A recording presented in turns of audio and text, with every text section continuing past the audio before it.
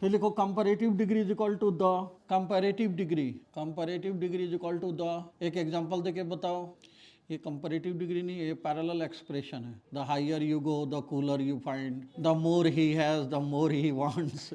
इसको parallel expression कहते हैं। वाह, एकदम गलत अंग्रेजी। तो द कहाँ लगा, एकदम गलत। कंपैरेटिव डिग्री के साथ द लगता ही नहीं है। कंपैरेटिव डिग्री के साथ द एक ही कंडीशन में लगता है। बताओ।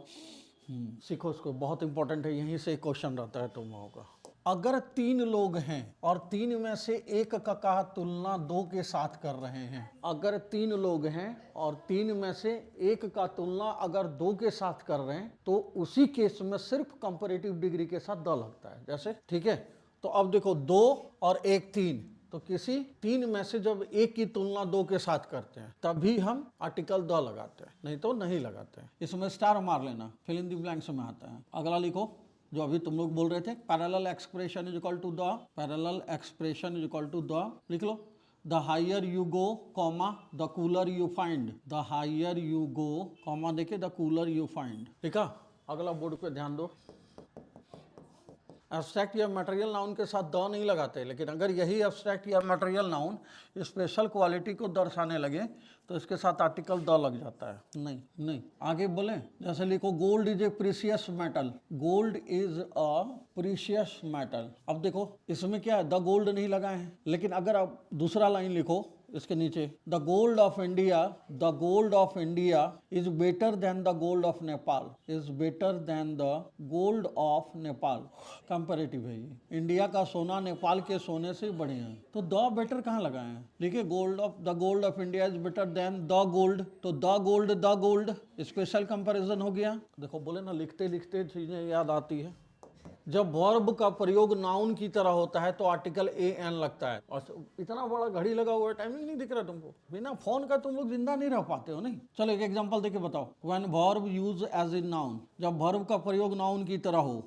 1000 बार इस तरह का सेंटेंस लिख चुके हो, लेकिन तुम लोगों को कुछ नहीं बताया। नहीं, लिखो example. My father has gone for a walk.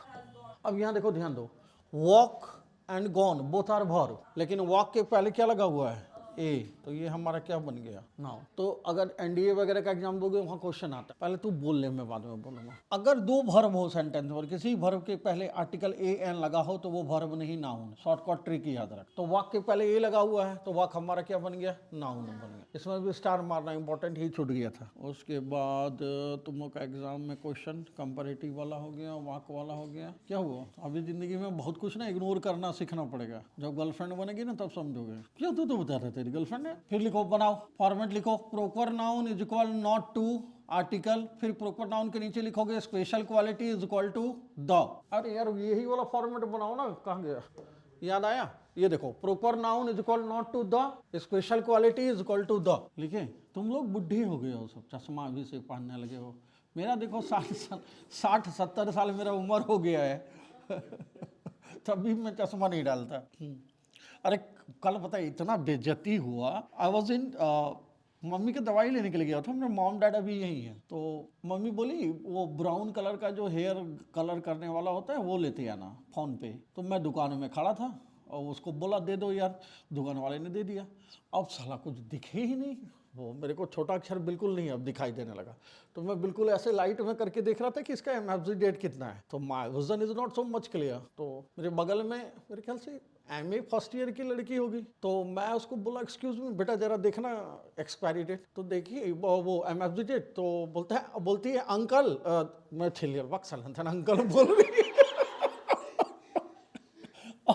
Literally एक स्टेज होता है ना, where you can't decide your uncle और भैया। अब मेरे टॉप फ्लोर में, हाँ, that is a good word, I can accept this. जैसे दिल्ली में तुम आंटी नहीं बोल सकते हो, इरिटेट हो जाती है ऑनेस्टली। मतलब मैं बहुत बार डांट खा चुका हूँ। And I can't use the word भाभी, क्योंकि आई बिलोंग फ्रॉम बिहार और मैं जानता हूँ बिहार का भाभी का मतलब क्या होता है। सारा गाना ही भाभी पर। तो some state cannot let you determine what you are talking. तो then she realized कि यार नहीं, इतने भी बुढ़े नहीं हैं। तो फिर बोलती है, भैया 2024 का। बोला थैंक यू। तो दुकान वाला मेरा शकल देख रहा है। तो एक स्टेज जब आते हैं ना, अब जैसे I have a baby, Rudra को लेके मैं बाहर निकलता हूँ, तो रुद्र के एज के बच्चे अगर मुझे अंकल बोलते हैं, I am very much happy, ठीक, because he is the friend of my son. अब मेरे टॉप फ्लोर में जो लड़का है वो MA फर्स्ट ईयर में, वो लिफ्ट में नीचे उतरेगा, अंकल नमस्ते, अरे यार तेरा दोस्त हूँ। तो अब धीरे धीरे ये हुआ कि मोहल्ला में ग्रेजुएशन वाले जितने बच्चे हैं वो मेरे को भैया बोलने लगे कि नहीं भैया बहुत मजा किए हैं। तो धीरे धीरे फिर ट्रैक पे लाया उन लोग। तो साला स्टार्टिंग में सब अंकल अंकल करता था। There is difference. If my age of my son friends is talking to me uncle, it is acceptable. तो ये चीज तुम लोग के ऊपर भी लागू होता है। No, in Delhi you can say aunty, बुरा मान जाती है, मैं फेस कर चुका हूँ 2-3 बार। वो अंदर अंदर गाली भी दे रही होगी तुमको उतना ही। हाँ, मैं जनरली दीदी को बोल के संबोधित करता हूँ, मैं भाभी तो बोल ही नहीं सकता, it is quite impossible for me. तो मैं भाभी मतलब दीदी बोलता हूँ। दुकान उकान में भी गया कोई है तो दीदी देख लेना। अरे मेरे ये काम वाली आती है, एक दिन मैं बोल दिया कि भाभी डोंट कॉल मी भाभी, दीदी बोला करो। बोले ठीक। नहीं, बहुत चीज़ है दिल्ली में आके ना, जैसे चांदनी चौक वाले लोगों का जो लैंग्वेज होता है, अपने से जूनियर को बोलेगा दे दियो, खा लियो, सीनियर को नहीं बोलता है। तो चूंकि चांदनी चौक में मैं बहुत साल तक रहा, वहाँ मेरे फ्रेंड है फास्ट फ्रेंड वहीं का, तो I can understand the language. हैगी वहाँ बोलता है, चेंज हैगी भाई। तो अलग अलग दिल्ली में भी मैंने अलग अलग वे में देखा, क्योंकि यहाँ मिक्सअप है, पंजाबी हैं, बिहार के हैं, यूपी हैं, सब मिक्सअप है यहाँ कोई एक पार्टिकुलर कास्टिज्म नहीं है, सब बाहर से ही आके बसे हैं। अब लाजपत नगर में पंजाबी वाला लैंग्वेज ज्यादा सुनने को मिलता है। ग्रीन पार्क एरिया में तुम जैसे लड़की लोग हिंदी भी अंग्रेजी में बात होता है, वहाँ साउथ एक्स हो गया, ग्रीन पार्क हो गया, तो एरिया वाइज यहाँ है डिफरेंस। अब आ जाओ तुम लोग, लिखो title, omission of the article, OMISSION। अब एबोल्यूशन नहीं ओमिशन, वो ablution is something different, this one is something different. हर एक जगह एक ही वर्ड मत यूज करा करो। ए मेरी माँ तो कुछ मत बोल, तो लिख ले omission of the article, OMISSION,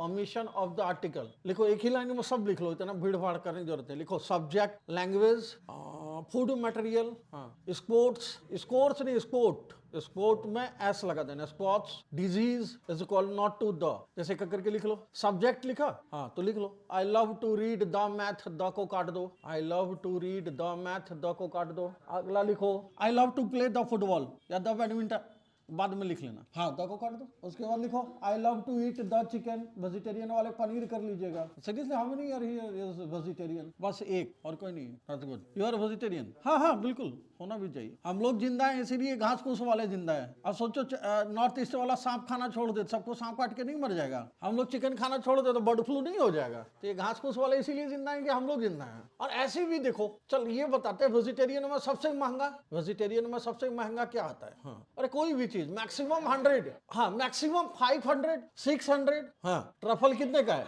तो हार्डली 1100। हाँ वो फिर तुम अब डॉलर में बात करने लगे, हम इंडियन करेंसी की बात कर रहे हैं। 1150 या 1150। हाँ, और 1 किलो मटन का दाम 1000 रुपीज प्लस मसाला 400-500। तो अमीर कौन हुआ? वही रेड मीट, वही तो मैं बोला, मटन 1000 रुपये किलो से नीचे का नहीं है। नो नॉट एट ऑल, बहुत डिफरेंट है। एक तो सबसे पहले ध्यान देना, ever never eat non ways in any hotel, कभी नहीं। तो वो चीज होता है, मैं कभी भी होटल में नहीं खाता non veg at any cost, ना किसी के मैरिज में ना कहीं पे। मेरा condition apply, it should be cooked in front of me, I am sitting over there and someone is cooking, then it's okay, otherwise I cut. लिखा, food material हो गया, और क्या बचा उसमें? हो गया, I love to play the football, the को कट। हाँ, डिजीज में पहले रुक जा, सुन ले फिर लिखना अपने से। नॉर्मल डिजीज के साथ द नहीं लगता है, जैसे ही सफरिंग फ्रॉम द कॉलेरा, गलत हो जाएगा, simply he suffering from cholera. लेकिन जिस डिजीज पे रिसर्च चल रहा है उसमें द लग जाता है, जैसे the corona, the cancer, blood cancer या द एड्स, इसमें द लगता है। तो लिख लो research disease is equal to the. हाँ, टीबी का क्योर है, रिफार्मेसिन 500। मुझे तो मेडिसिन भी पता है, क्योंकि जब एनजीओ में जॉब करता था तो सबको बांटने के लिए जाता था, तो मुझे पता है। भारत में पता है सबसे ज्यादा, भारत नहीं दिल्ली में सबसे ज्यादा टीबी रेट हाई कहाँ है? किस एरिया में? GB road, prostitution area of Delhi. 99.9% the women who are the sex worker are suffering from TB. Not only she, whole of her family suffering from TB. 6 साल की बच्ची को टीबी हो गया है वहां। हम जब एनजीओ की तरफ से दवाई बांटने जाते थे, मेडिसिन, मलहम वगैरह, मैं लिटरली रोने लगता था। मैं बोल देता था कविता मैम को, मैम मेरे बस की नहीं है इन लोगों को फेस करना, इतना मतलब। उसके बाद लगता है कि यार लाइफ ही कुछ नहीं है। कोई और पॉइंट नहीं? प्रीपोजिशन वाला assignment we will do in the next class. देख लेना तुम लोग कंफर्ट हो गए तब। अगर प्री बोर्ड चल रहा है तो अभी प्रेशर बिल्कुल मत लेना, आई विल डू इट। चलो आज इतना ही, थैंक यू क्लास। मेरे बाद किसकी है?